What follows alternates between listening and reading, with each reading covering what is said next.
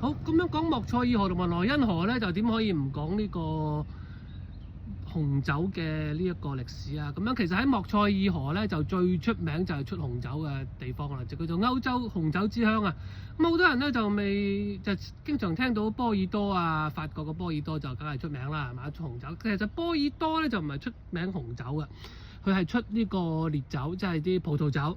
咁如果你真係要飲上乘同埋清純嘅德國紅酒咧，即係 Riesling 咧，就一定要嚟德國啦。咁啊兩邊咧都係呢啲咁樣嘅葡萄樹啊，大家可以見到。咁去到8、9月嘅時候咧就會成熟啦。咁我哋就呢度採摘，我屋企都有一棵啊，一閒先同大家講我屋企嗰棵好百年嘅古葡萄樹。咁樣咧呢個咧就喺我哋呢個 Wiesbaden 喺呢個地區咧，因為太多紅酒啦，咁所以咧每到8月份嘅時候咧，就會有世界上最大嘅紅酒節啦。咁啊嚟自世界上呢個好多嘅遊客咧，都會專程去威斯巴頓過呢個紅酒節嘅，為期1週。咁我哋亦都會有8月份，希望我亦都喺呢個有機會去到呢個紅酒節咁樣同大家介紹。